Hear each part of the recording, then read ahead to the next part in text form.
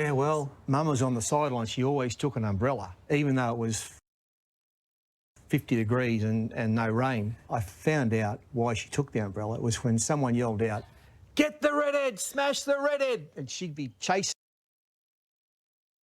people up and down with belting them with the umbrella. True story. And the old man be going, "Oh my God," you know. Because I mean, growing up in red hair in Queensland, it was like having a disease. Yeah. You're a redhead this and you're a redhead that and blah blah blah, and look at you, you're redhead. It's your whole personality. I know. Anyway, so but in the end, I just went, yeah, F you, and I just kept going. But how nice to have them as your biggest fans, yeah, and your number one so supporters. Good. They used to, back in the day, in the early days here at Manly, you couldn't get any live TV up there, even except for Saturday afternoons. So if we had a Sunday game, they would drive down past the border from Brisbane to listen to the radio, pick it up on the ABC. That's what they did. That's how keen they were. Vautin's got to it, but luckily he's made the half break, he's made the full break, he could go on. Cutler's coming at him, Cutler will get him, and he brings him down magnificently over our foot short of the line. A great run. Frank Stanton, to have him as your one of your first real proper Sydney experiences and your first coaches, where did he steer you right? About 3 games in, he said, "Come here." He said, "Now listen, I'm going to give you a bit of advice.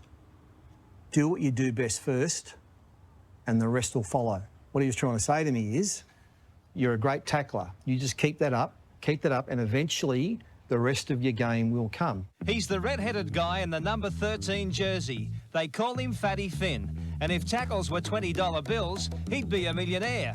Last night against Cronulla, Paul pulled off 32 tackles. He won the award as man of the match, but to the Carrot Top tackling machine, it's just another night's work.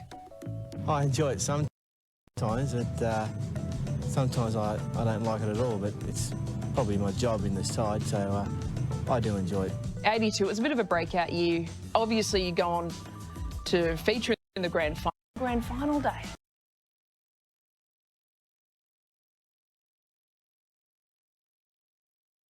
We probably won too easy in that semi.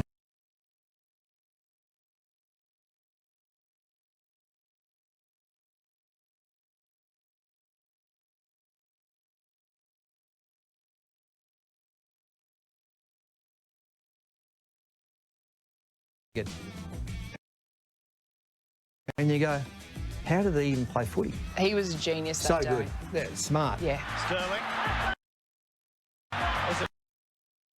Scored another couple of tries.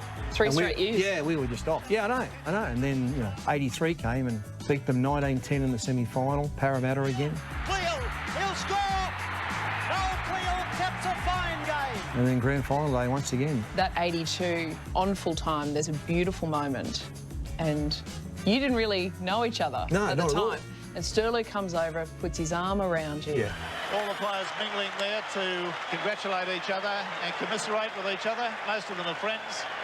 And it is such a snapshot of the friendship that would happen for the next 40 years. Yeah. It's incredible that we have that. And I say this, they won, what, 4 comps in 6 years. There's the siren!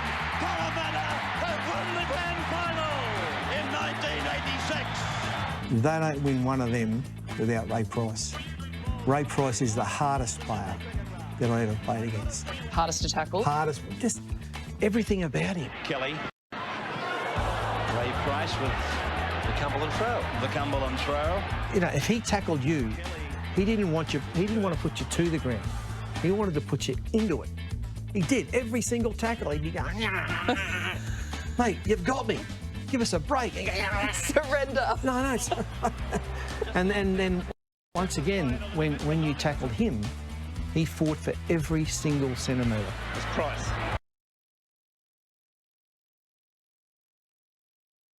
Now he looks at a try. Put out the glasses, but Kelly won't be caught from there. By this year, we're so used to seeing the big fur coat from Jack great Gibson, Jack. and Bozo was obviously in your coaching. He actually tried to, at the end of 1982, during the semi-finals, he rang me. "Hello, kid, Jack Gibson. Mate, would you like to come to the Para?" playing a semi-final in 10 days, right? He goes, I go, oh, well, he said, what sort of job have you got? And I said, I'm a groundsman at Mona Vale Primary School. Were you? He goes, yeah, I was, yeah. It's one of the great jobs. One of my main roles was to empty the bins after lunch. And you know how many people didn't finish their milk in milk cartons? Sandwiches. And... So I got the Hessian bag and I tipped the bin in and I'm taking to the next bin and I got milk dripping down the back through the crack in my arse. I'm going, oh, God, how bad's this? So where was it? So Jack Gibson called. Jack Gibson. So anyway. Was this a mind game or a genuine offer? No, it was a genuine offer. He said, how does 40,000 a year sound? And I was on 15. He says, well, think about it and get back to me. And I go, Ken, I've just had an offer from him, and he wasn't happy about it, the timing of it. He says, mate, did you ever swim this morning? I said, yeah, I did. I was down at Harbourwood Beach with Johnny Gibbs. He says, mate, where do you think you're going to swim over there? The Parramatta River. You'll get typhoid. OK, I'll sign with Manly. He sold the lifestyle. Sold the lifestyle. And so I signed. I had to ring Jack and tell him, and he was OK. He said, all right, son, good decision. And there it is, it's all over. Parramatta are champions again. 2 grand finals, 2 losses. Ultimately, what does that teach you as a player now, making a reputation for himself and really finding his leadership through this group? What does that teach you? Just always meant being prepared. 85, we end up running 5th equal with Penrith, and we played them on a Tuesday night at the end of the season to see who would run 5th. 6 all at full time, and then 5 minutes into the extra time, I get the ball. I'm about 10 metres in from the touchline and kick the field goal.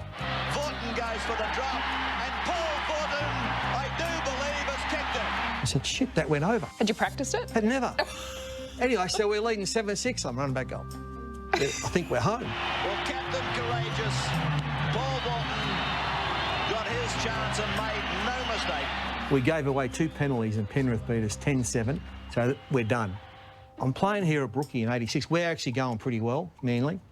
It's about round 9 or 10 or something. Early in the year, yeah. Yeah, and Royce Simmons, we're playing Penrith. Royce Simmons takes the ball up and he ducks his head, and his big head, which is about this big, Royce, it hits my arm there, and I go, geez, that hurt. Very concerned about Paul Vautin. As you know, it's not his shoulder anyway, it's his wrist. I make about 3 or 4 tackles with the arm. Next thing, I think it was Craig Connor, a lock for Penrith. He runs and I lunge to grab him, and the bones go like that, completely snapped.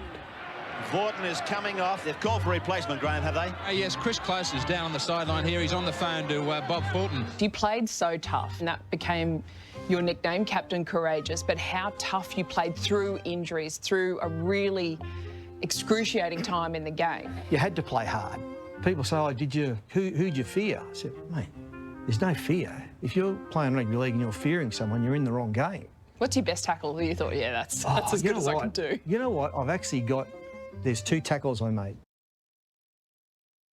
And I made this tackle, which I still can't believe. He was down in like a second. Vautin comes off with a big Vautin again. Bringing up a great tackle on Serena. And Noel Cleal is crashing my back, patting me on the back like this. Technically, the 2 best tackles I ever made. And I remember them. I'm not wrapping myself, but... No, you are. This is I've got to ask the question. This is the show to wrap yourself. You've come to the right place. Is it?